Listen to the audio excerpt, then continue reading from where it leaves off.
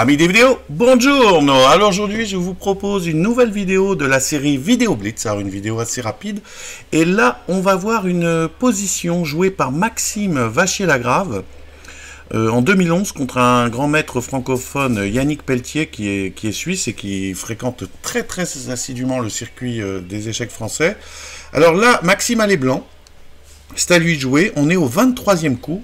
Et Maxime va décider de sacrifier la tour ici en E6 pour arriver à pénétrer en G6 et attaquer le roi noir. Alors on va voir que plus tard il va rater une manière de gagner plus vite la partie.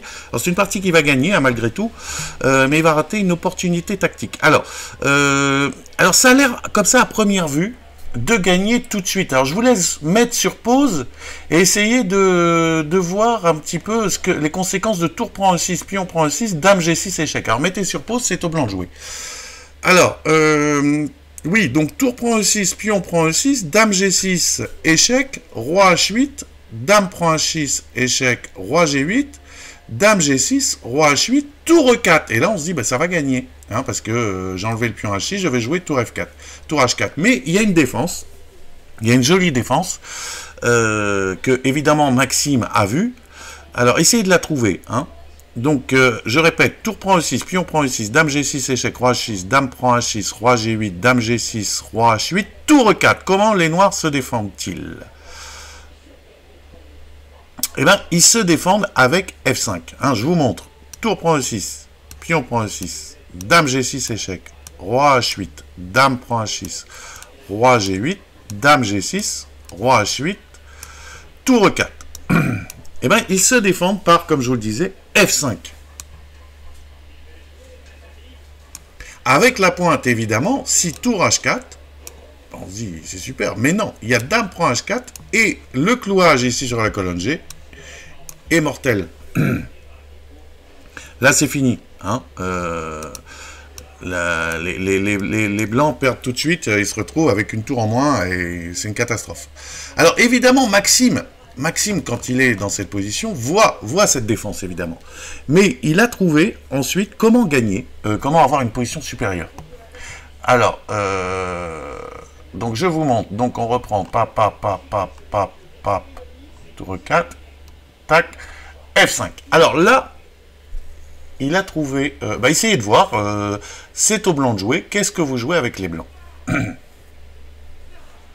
Alors, il a joué dame H6 et tour, roi G8 et tour prend E6. Et avec, il a une tour de moins, hein, mais il a estimé que cette position lui donnait beaucoup de jeux, même, enfin, une position gagnante. On va voir qu'il rate d'ailleurs un gain plus simple. Alors, juste une petite question, sur F5, je pourrais faire tour prend E6 tout de suite.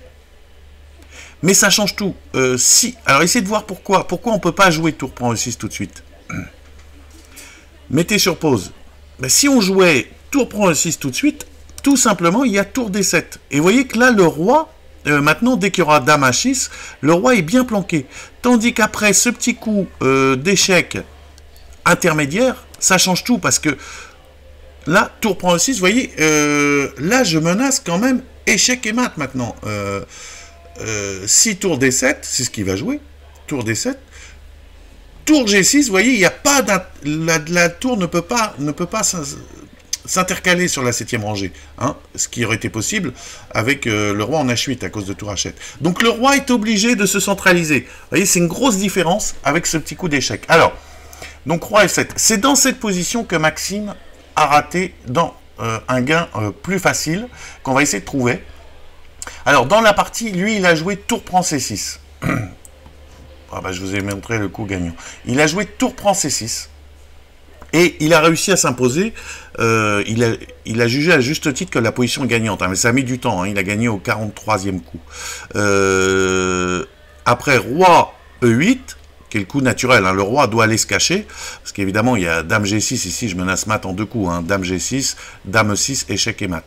Donc après roi E8, il a joué D5, un joli coup pour avancer son pion, un nouvel attaquant, hein, parce qu'évidemment tour prend D5, il y aurait dame E6 échec, et qui force dame E7, et je gagne la tour en D5. Ici, Et ben voilà, et il a joué tour E7, et après C4, il a 4 pions pour la tour, il a réussi à s'imposer, je vous disais, au 43e coup, grâce à ces 2 pions, il a aussi activé les pions de l'aile roi, et il a réussi à gagner. Alors, maintenant, il a raté une ressource ici, un joli coup, qui est Dame H5. Alors, quelle est l'idée de Dame H5 c'est assez joli parce que ça empêche, on a vu que le roi devait aller se cacher en E8, donc ça empêche le roi d'aller en E8 parce que évidemment si roi E8, tour E6, échec et mat. Et là il n'y a pas tellement de défense pour les noirs.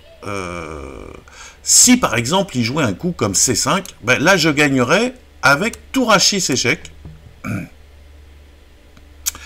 Tour H6 échec, si roi E7, je vais jouer Dame 2. Et là, revenir Dame 2, Roi F7, Dame 6, échec, Roi là, et Dame G6 mat. Hein, donc je vous montre Roi E7, Dame 2, Roi F7, Dame 6, là, mat. Donc il n'y a pas tellement de solutions. Hein. Bon, s'il vient bien sûr en G8, ben là je le mate, hein. Tour H8, tour H8, roi là, tour là, et c'est mat. Bien sûr, hein, si roi F6, dame H6, et si roi là, dame G6. Et puis mat bientôt, hein, en 2 coups.